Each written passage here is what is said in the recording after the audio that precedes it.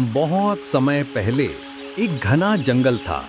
ऊंचे ऊंचे पेड़ इतने घने थे कि सूरज की रोशनी भी जमीन तक नहीं पहुंच पाती थी। उस जंगल में हर जानवर मजे और शांति से रहता था। शेर वहां का राजा था, हाथी सबसे समझदार और बंदर हमेशा शरारती हरकतों में लगा रहता। एक दिन शेर राजा ने जंगल के बीचों बीच एक बड़ी सभा बुलाई। उसने गरजती हुई आवाज में कहा, दोस्तों, हमारा जंगल बहुत सुंदर है, लेकिन मैंने सुना है कि इसके पार एक रहस्यमयी जगह है जहां हम सब और भी खुश रह सकते हैं। इतना सुनते ही सब जानवर उत्साहित हो गए।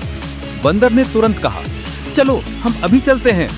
लेकिन हाथी ने धीरे और गंभीर आवाज में कहा, नहीं, पहले हमें रास्ता ढूंढना होगा। देखना होगा कि वहां जाना सुरक्षित है या नहीं। अगले ही दिन बंदर अपनी चतुराई दिखाने के लिए सबसे पहले निकल पड़ा। वह पेड़ से पेड़ पर कूदता हुआ नदी के किनारे पहुंचा। नदी बहुत चौड़ी और गहरी थी। बंदर ने कोशिश की पर पार नहीं कर सका। वह निराश होकर वापस लौट आया। फिर चीता आगे बढ़ा। उसे अपनी तेजी पर भरोसा था। वह दौड़ा और छलांग लगाई, लेकिन गहरे पानी में फंस गया। बड़ी मुश्किल से वह किनारे पर लौटा।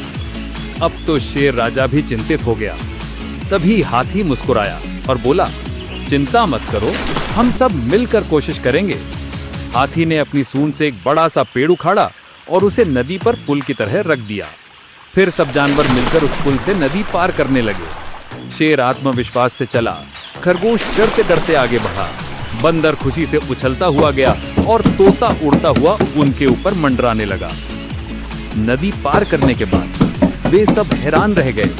वहां भी एक जंगल था, उतना ही सुंदर, उतना ही हरा भरा, लेकिन बिल्कुल उनके जंगल जैसा ही। सब जानवर निराश हो गए। तभी हाथी ने कहा, दोस्तों, असली राज उस जगह में नहीं था। राज तो हमारी दोस्ती और एकता में है। जब हम सब ने मिलकर काम किया, तभी हमने असंभव को संभव बना दिया। शेर राजा मुस्कुराया और बोला, हाँ, असली खुशी बाहर नहीं बल्कि अपने घर और अपने दोस्तों के साथ है। उस दिन के बाद से जंगल के सभी जानवर और भी ज्यादा मिलजुल कर रहने लगे। उनका जंगल सिर्फ हरा भरा ही नहीं बल्कि एकता और दोस्ती की मिसाल बन गया। और यही था जंगल का सबसे बड़ा राज।